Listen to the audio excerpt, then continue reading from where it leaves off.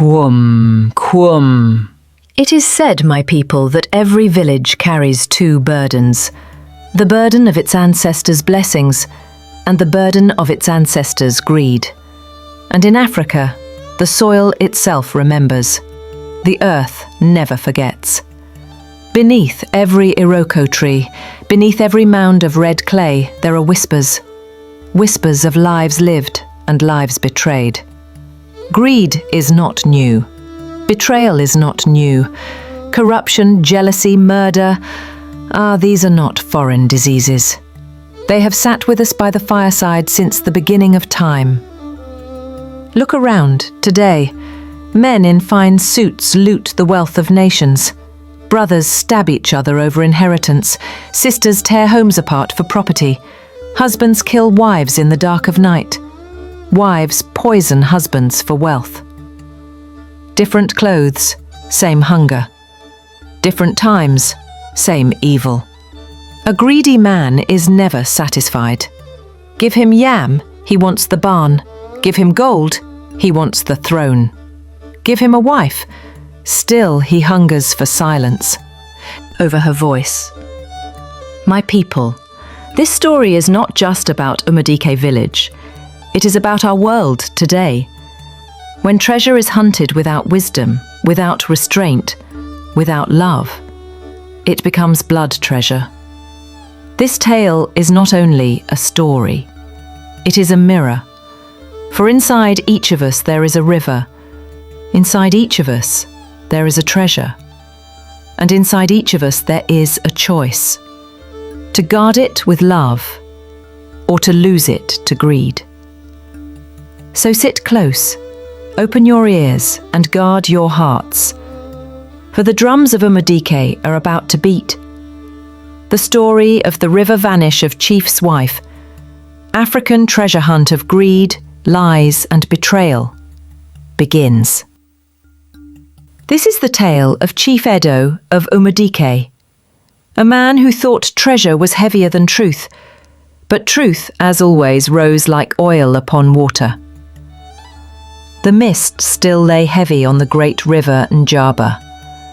The cocks had barely finished their morning boast when the gong of the town crier shattered the silence. Goats froze mid-chew, chickens flapped down from trees, dogs barked into the grey morning. Let every man, woman and child gather at the square. The chief has spoken. By the third strike, everyone knew something grave had happened. Men tied wrappers hastily, women threw scarves over their heads, and children ran barefoot after their parents.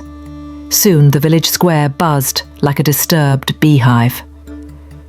Then came Chief Edo, broad-chested, red cap gleaming, beads clinking at his wrist. His walking staff struck the ground with authority. The square fell silent. Even the harmattan wind paused. People of Umudike, his voice boomed, misfortune has struck my household.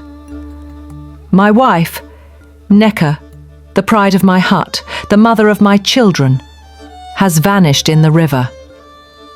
Gasps, whispers. One woman wailed, but the chief raised his staff again. And with her has vanished the sacred chest of treasure, gold, ivory and cowries left by my ancestors. Only her sandals were found by the water's edge.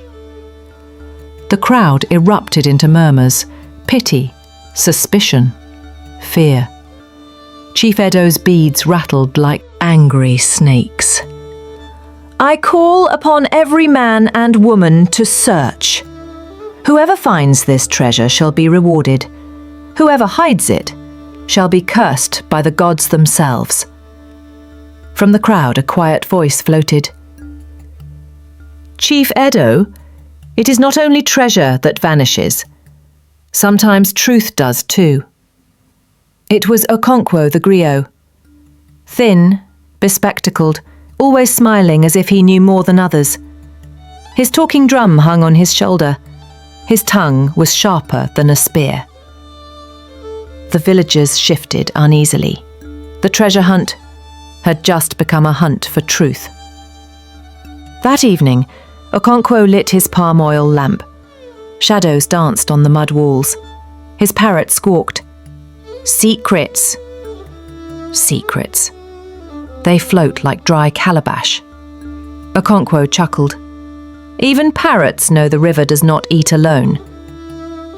He began his treasure hunt, asking questions. First he spoke with the fishermen who had paddled near the river that morning, and they swore they heard no cry for help. One said he saw 2 figures quarrelling in a canoe.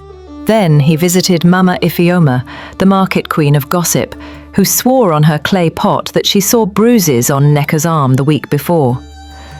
Finally, he paid a visit to Chief Edo's guards, who trembled when asked, did she really go alone, or was she led there?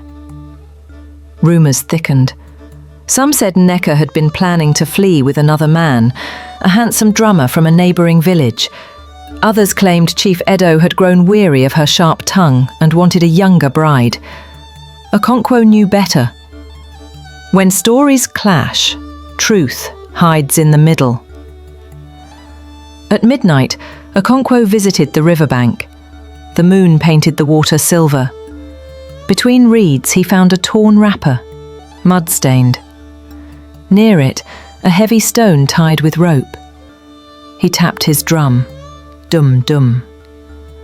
The river was bribed, he whispered. His parrot flapped. Bribed! Bribed! The next morning, chaos erupted. One man shouted, "The treasure floated down the river! Let us build rafts!"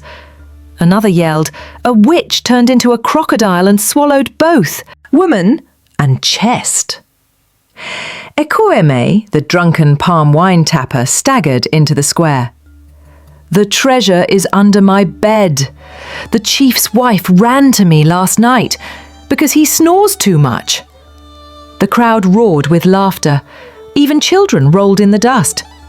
But Chief Edo's face burned. Groups scattered to search. Fishermen argued over strange ripples. Women claimed they dreamt of gold cooking in their pots. Children brought clues: a snail shell, a shiny stone, even a frog wrapped in a leaf. Then the parrot shrieked from the iroko tree, "Stone heavy!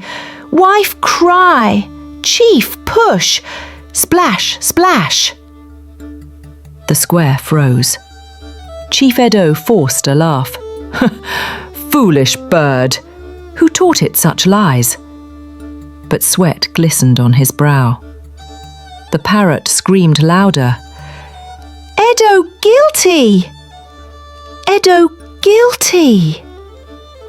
The people gasped, then burst into uncontrollable laughter. One woman shouted through tears of laughter, "Even the parrot knows the truth! Ha! Chief, your secrets are leaking like palm wine from a broken gourd." By twilight, the square became a court of mockery. The palm wine tapper shouted, "I saw the chief dancing at midnight singing, 'Treasure is mine.' Ekweme, you even see the sun at midnight." Laughter erupts from the crowd. An old woman raised her staff. "My mother's spirit told me, that man wears guilt like goatskin." Children began chanting, "Edo guilty! Edo guilty!" The chief roared, "Silence!" But the chant grew louder, mocking him. Okonkwo drummed slowly. Dum, dum, dum. He studied the riverbank. No signs of drowning. Only evidence of something heavy shoved into the water. "My father's," he said. "She was forced, with a weight tied to her." Gasps. Women covered their mouths. Chief Edo's hand shook. His staff trembled. He remembered the night before Nneka's vanish. They had argued. She had shouted, "You are no chief, Edo. You are a coward hiding behind beads." Humiliated, he slapped her. In his rage, he thought of the drummer she admired, the shame she brought him. So he planned. If the river swallowed her, no one would question him. He even prepared the rope and stone. But he did not plan for Okonkwo's sharp eyes. The people pressed. "Where is her necklace? Where is the truth, Chief?" The trial had begun, in laughter, suspicion, and song. On the third day, Okonkwo called the people to dig beneath the Odala tree near Edo's compound. Spades struck wood. The chest emerged, dripping with mud, filled with gold, ivory, cowries, and Neka's torn wrapper. The crowd screamed, cursed, wept. Okonkwo raised his hand. The river did not lie. The parrot did not lie. This woman was silenced. For treasure. The crowd turned to Edo. His lips trembled, his staff dropped. "Yes," he whispered. "I tied a stone. I pushed her. I wanted the treasure for myself. She threatened to expose me. But the river refused to keep my secret. Cries, anger, curses, some spat at his feet. Elders seized him, stripped his titles, and declared, 'Your greed has cursed this land. You are chief no more.'" Okonkwo's drum echoed. "Cuckoo, cuckoo. People of Umudike," he said, "treasure without truth is poison. Greed, no matter how deeply buried, will always float back to the surface." The parrot shrieked one last time. "Chief, push! Wife, cry! Splash, splash! Shame, shame!" The people laughed and cried. Chief Edo's name became a proverb. Parents warned children, "Do not let your hunger swallow you like Edo." And mothers told daughters, "Speak your truth, for silence can kill." Okonkwo lifted his drum. The greatest treasure is not gold, not ivory, not cowries, but peace in the home, love unbroken, a good name, and truth. Guard your hearts, for the choices of today become the proverbs of tomorrow. And now, my people, if this tale touched your spirit, do not let it vanish in the river. Share it, so another soul may learn. Subscribe to this channel so the drum of wisdom never stops beating. For stories must live, for laughter and to guide our feet. Thanks for watching. See you in next episode.